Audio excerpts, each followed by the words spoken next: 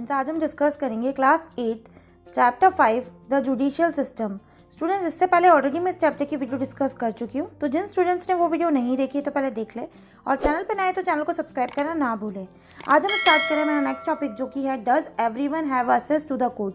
क्या सब लोगों को एक्सेस होता है कोर्ट के थ्रू? तो कॉन्स्टिट्यूशनल जो है इंडिया का वो प्रोवाइड करता है इक्वलिटी बिफोर द लॉ। तो जितने भी सिटीजन हैं उनको गारंटी किया गया है fundamental right and they can move the court in case violation of these rights. वो कोर्ट्स में जा सकते हैं अगर कोई वायलेट करता है उनके ये राइट्स। वाइल जो प्रिंसिपल है कोर्ट्स का वो अवेलेबल है सबके लिए और रियलिटी एक्सेस करते हैं कोर्ट्स में जो कि बहुत डिफिकल्ट है for the majority of the poor and downtrodden.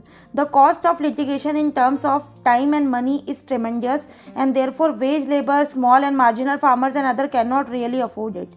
और cost of litigation जो आती है कोर्ट्स वगैरह में वो बहुत ज़्यादा होती है, मतलब छोटे मोटे फार्मर्स और स्मॉल लेबर्स पुअर पीपल उसको अफोर्ड नहीं कर पाते। Now comes next topic origin of PIL. अब ओरिजिनल ऑफ पिल कैसे ओरिजिनल हुआ था पिल का इंट्रोडक्शन। पिल का पब्लिक इंटरेस्ट लिटिगेशन होता है इसका मतलब। Normally a person whose rights have been violated और who is involve in a dispute और has been a victim of an atrocity could move the court of law. कोई भी person जिसके rights अगर वायलेट किए जा रहे हैं, अगर कोई विवाद हो जाता है, डिस्प्यूट हो जाता है आपस में, या फिर वो अत्याचारों से परेशान है तो वो कोर्ट में जा सकता है। This concept underwent a change around 1980. In 1980, the Supreme Court set the trend when it decided to hear a case where the case was filed not by the aggregative persons but by others on their behalf. और इसके बाद 1980 के around कुछ change लाया गया था जिसमें supreme court ने एक ट्रेंड सेट किया था। ये डिसाइड किया था कि सुनवाई की जाएगी और मतलब केस भी जो है वो फाइल भी किया जा सकता है एग्रीड पर्सन का किसी और के द्वारा।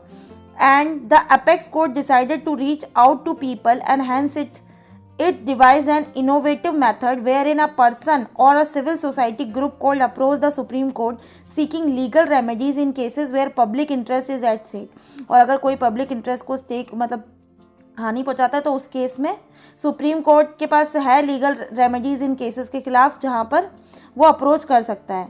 और justice PN Bhagwati and Justice VR Krishna Iyer were among the first judges to admit pills in the court।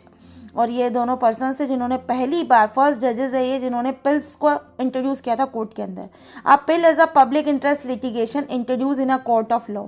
Pill public interest litigation होता है जो कि कोर्ट के अंदर इंट्रोड्यूस किया जाता है not by an aggregate party but by any other private party. जो पार्टी एग्रीगेट है उनके द्वारा नहीं होता, बाकी दूसरी जो अदर प्राइवेट पार्टी है और bye the court itself. Such case may occur where the victim does not have the necessary resources to commence a litigation। और ऐसा केस तब होता है जब विक्टिम के पास क्या नहीं होते, नेसेसरी रिसोर्सेज नहीं होते कि वो लिटिगेशन फाइल करे। तो और his freedom to move has been encroached upon, और या उसके पास इतना फ्रीडम नहीं होता कि वो जाकर कंप्लेन करे। तो the court can itself take cognizance of the matter and proceed or cases can commence on the petition of any public spirit person।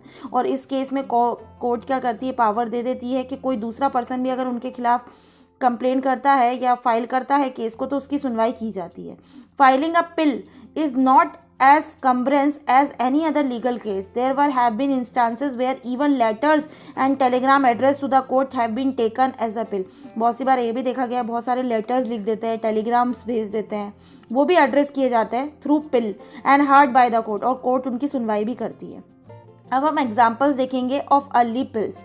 Pill has become the most important vehicle of judicial activism. पूरा judicial system का बहुत important pillar बन चुका है ये।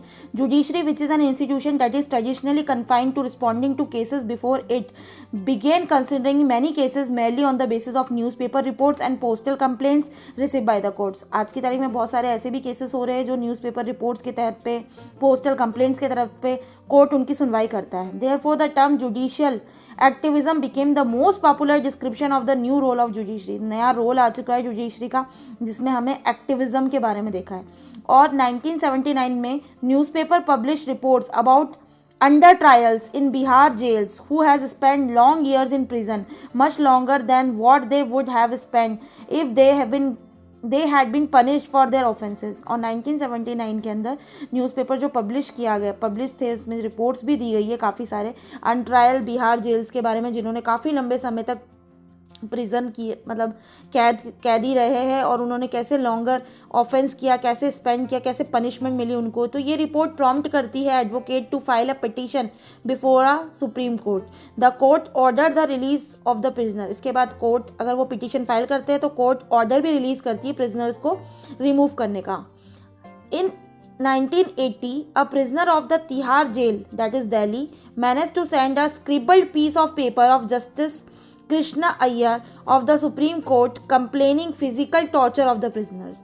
1980 में जो prisoner कैदी था तिहाड़ जेल के अंदर, उसने एक स्क्रिबल्ड पीस ऑफ पेपर के अंदर ये लिखकर भेजा था। जस्टिस वो भी चाहता था कि मुझे न्याय मिले, और उसने कृष्ण अय्यर जो जज थे उनको लेटर भी लिखा था सुप्रीम कोर्ट के, कंप्लेन किया था उन्होंने कि फिजिकल टॉर्चर किया जाता है प्रिजनर्स के साथ। तो द जज got it converted into a petition. जज ने उसको पिटीशन के रूप में ले लिया and these two cases become pioneers of public interest litigation. और ये केसेस भी बहुत ज़्यादा पीक पॉइंट पे बन गए थे पब्लिक इंटरेस्ट लिटिगेशन को लेकर। सो स्टूडेंट्स, इस वीडियो में इतना ही। इसके आगे हम नेक्स्ट वीडियो में डिस्कस करेंगे। अब आपको करना क्या है, ज़्यादा से ज़्यादा मुझे कमेंट करके बताएं कि आपको ये वीडियो कैसी लगी, और जो स्टूडेंट चैनल पर नए हैं वो चैनल को सब्सक्राइब करना ना भूलें एंड साथ में नोटिफिकेशन बेल आइकन को ज़रूर प्रेस कर दें ताकि मेरी अपकमिंग सारी वीडियोज़ की नोटिफिकेशन आपको मिलती रहे। जल्द मिलते हैं नई वीडियो के साथ। Thank you.